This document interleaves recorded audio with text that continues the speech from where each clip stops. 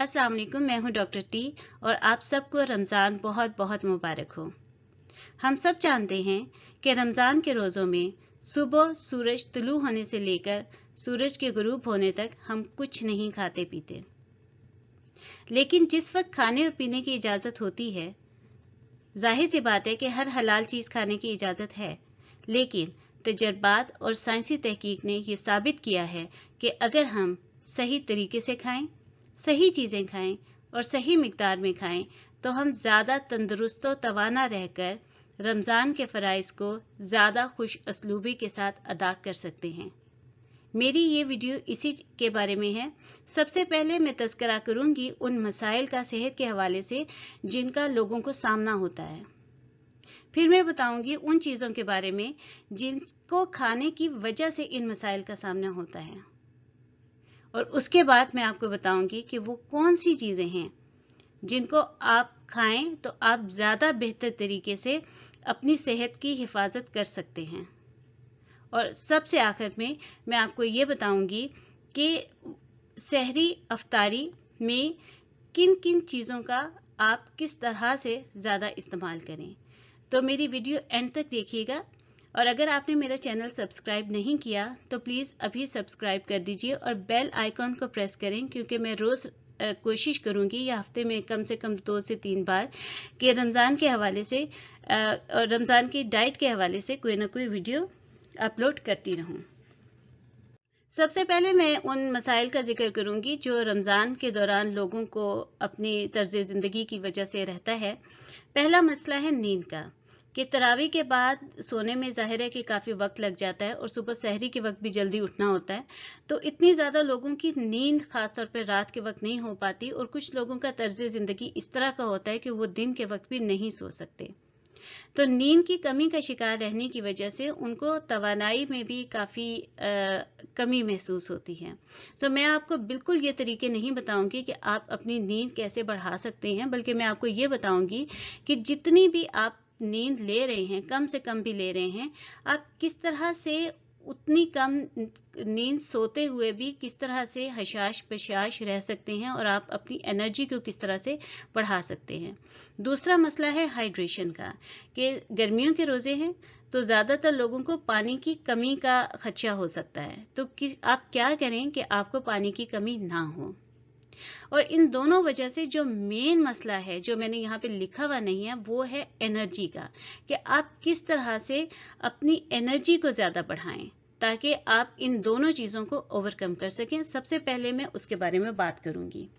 अपनी energy level को बढ़ाने के लिए जिस चीज़ पर आपने सबसे ज़्यादा तवज्जो देनी है वो है आपकी खुराक, और उसमें भी जो चीज़ आपने इस्तेमाल नहीं करनी वो है शुगर। चीनी का इस्तेमाल अगर आप कम करते थे तो उसको बिल्कुल बंद कर दीजिए, और अगर आप बहुत ज़्यादा करते थे उसको बंद ना करें, लेकिन उसको जितना कम कर सकते हैं उतना कम करें।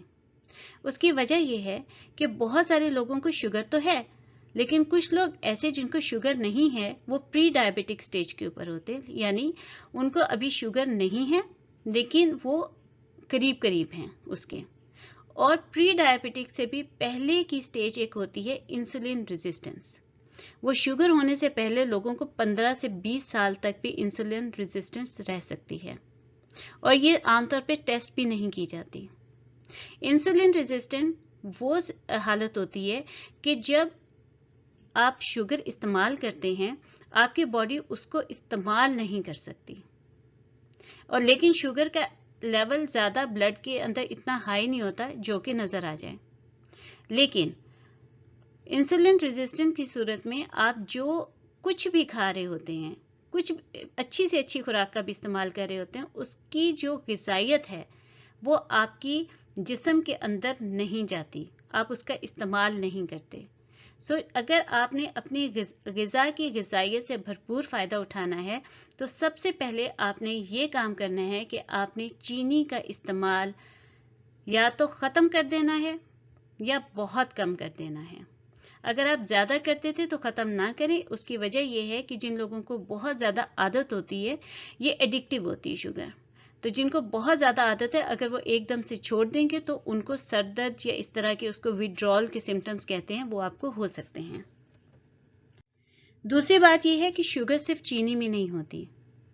शुगर आपकी रोटी में है, पास्ता में है, चावल में है, केक में है, बिस्किट में है, जितनी भी मैदे आटे से बनी हुई चीजें हैं उन सब में शुगर होती है। सो इन चीजों का इस्तेमाल भी आप कम करें। मैं आपको ये नहीं कह रही कि आप रोटी या चावल को बिल्कुल छोड़ दें, लेकिन उसको जितना कम कर सकते हैं उतना कम कर दें। और अगर आप उन लोगों में से हैं, उन खुशकिस्मत लोगों में से जो रोटी और चावल छोड़ के गुजारा कर सकते हैं, तो जरूर कीजिए, आपको अपना एनर्जी लेवल इंक्रीज होता हुआ नजर आएगा। इसके अलावा जो स्टार्ची वेजिटेबल्स हैं जैसे आलू है, अरवी है, इनका भी इस्तेमाल खत्म कर दें। इनका इस्तेमाल रमजान शरीफ के अंदर बिल्कुल मत करें। ऐसे फल जिनमें चीनी की मिकदार बहुत ज़्यादा है जैसे आम, केला, उसका इस्तेमाल भी कम से कम करें। हत्ता कि दूध, इसमें भी काफ़ी ज़्यादा चीनी की मिकदार होती है, इसके इस्तेमाल को भी कम कर दें। और सबसे ज़्यादा चीज़ जिसको कम करने की ज़रूरत है वो है समोसे, और इसी तरह से मैदे की बनी हुई चीज़ें जो मैदे की बनी हुई भी हैं और उनको बाद में घी में तला भी जाता है। अगर आपको, और स्पाइसी चीज़ें भी बहुत ज़्यादा, क्योंकि जाहिर है कि अगर आप खाली पेट सारा दिन आपने कुछ नहीं खाया हुआ और एकदम से स्पाइसी फूड खाते हैं तो उससे भी लोगों को काफ़ी सेहत के मसाइल हो सकते हैं। हाँ, अगर आप नहीं रह सकते कुछ इस तरह की चटपटी चीज़ें खाए बगैर, तो शायद एक आधा अगर आप पकोड़ा खा लें, क्योंकि ये बेसन जो है इसकी फिर भी ग्लाइसेमिक इंडेक्स कम होता है, तो वो शायद आपके लिए थोड़ा बेहतर होगा। अब ये तो मैंने आपको इतनी सारी चीज़ें बता दी कि जिनका इस्तेमाल आप ना करें तो वो आपके लिए ज़्यादा बेहतर है। तो फिर आप खा क्या सकते हैं? ऐसी सब्जियां जिनके अंदर स्टार्च कम होती है, जैसे पालक, भिंडी, तोरी, गोभी, बंद गोभी, करेले, करेले बहुत अच्छी चीज़ है, शिमला मिर्च और टमाटर, इसका इस्तेमाल करें। फलों के अंदर कोशिश करें कि स्ट्रॉबेरीज, बेरीज, सेब खा लें थोड़ा बहुत। बहुत ज़्यादा अगर फ्रूट्स ना खाएं तो बेहतर है, क्योंकि अफ्तारी का वक्त होता है शाम के वक्त, ठीक है, उसके बाद इशा और तरावी के बाद सो जाना होता है, तो बेहतर होता है। वैसे भी कहते हैं कि रात के वक्त फल ज़्यादा नहीं खाना चाहिए, और सुबह के वक्त भी ज़्यादातर लोग फजर की नमाज पढ़ के सो जाते हैं, तो बेहतर है कि फलों का इस्तेमाल कम ही करें, और ख़ास तौर पे उन फलों का जिनमें चीनी की मिकदार ज़्यादा हो। इसके अलावा अंडा, जो हार्ड बॉइल्ड अंडा है, वो बहुत फ़ायदेमंद हो सकता है, क्योंकि अंडा इट्सेल्फ एक मुकम्मल ग़िज़ा है। गोश्त का इस्तेमाल करें, फल, चिकन, बीफ, लैम, कुछ भी खाएं अगर आपको डॉक्टर ने नहीं मना किया हुआ, लेकिन बस इतनी कोशिश करें कि उसको बहुत ज़्यादा स्पाइसी ना बनाएं। विटामिन्स और मिनरल्स बहुत ज़रूरी होते हैं इंसान को एनर्जेटिक रखने के लिए। आजकल विटामिन डी की तो हर किसी में ही कमी होती है, और ख़ास तौर पे ये जो लॉकडाउन है, ज़्यादातर लोग बाहर नहीं निकल रहे, लेकिन हमारे मुल्कों में जहाँ पे लोग बाहर निकलते भी हैं, ज़्यादातर बॉडी कवर्ड होती है और सूरज की रोशनी डायरेक्ट स्किन तक नहीं पहुँचती, तो उसमें विटामिन डी की ज़्यादातर लोगों में कमी होती है, और उसकी वजह से उनको थकावट वगैरह का सामना रहता है। तो बेहतर यह है कि अगर आप में इस किस्म की कोई प्रॉब्लम है तो अपने डॉक्टर के मशवरे से कोई विटामिन या मिनरल उनका इस्तेमाल ज़रूर करें। इसके अलावा 2 रूल अगर आप बना लें रमज़ान के दौरान, तो आपके एनर्जी लेवल को कोई बीट नहीं कर सकता। पहली बात तो ये है कि सहरी और अफ्तारी, ये 2 ही आपके खाने होने चाहिए। अगर आपने सारा दिन नहीं खाया तो ये कोई फ्री टिकट नहीं है कि जब खाने की इजाज़त है तो आप हर वक्त खाते ही रहें, क्योंकि अगर आप खाते रहेंगे तो आपके मैदे के ऊपर नाजायज़ उसका बोझ पड़ जाएगा, और फिर जाहिर है कि पे बैक आपको करना पड़ेगा।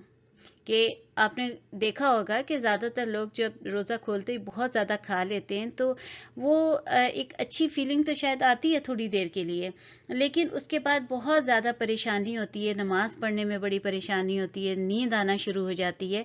तो बेहतर ये है कि आप 2 मील खाएं, एक जब आप रोज़ा खोलते हैं उसके थोड़ी देर के बाद, और एक सुबह के बाद।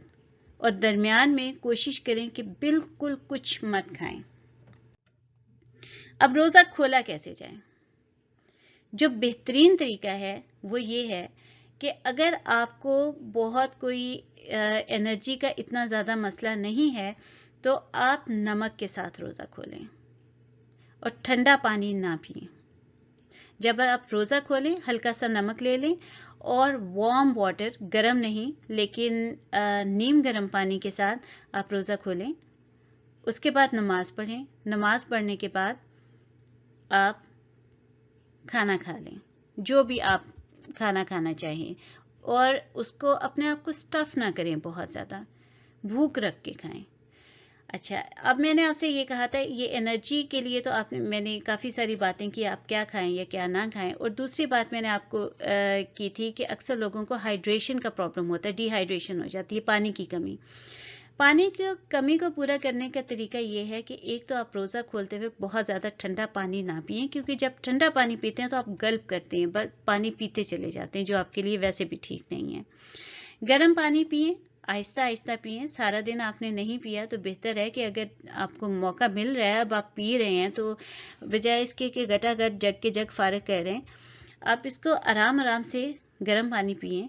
और उसके बाद सिप बाय सिप पानी, जब तक आप जाग रहे हैं, जब मगरिब की नमाज पढ़ रहे हैं तो उस वक्त भी पानी अपने पास रख लें, रकातों के दरमियान पानी पीते रहें, इशा की नमाज के दौरान भी, तरावी के दरमियान भी सिप बाय सिप पानी पीते रहें।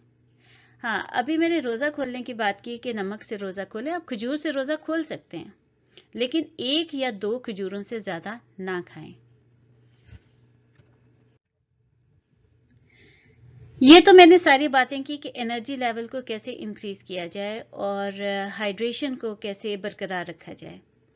लेकिन सबसे बड़ा मसला जो मैंने शुरू में आपसे कहा था कि कम सोना, और उसके साथ आप कैसे गुजारा कर सकते हैं। आपने ये कहावत सुनी होगी कि कम सोना सेहत है। कुछ लोग ये भी कहते हैं कि कम सोना इबादत है। जाहिर है कि अगर आप कम सोएंगे तो इबादत करेंगे, मेहनत करेंगे, ये भी एक इबादत की फॉर्म है।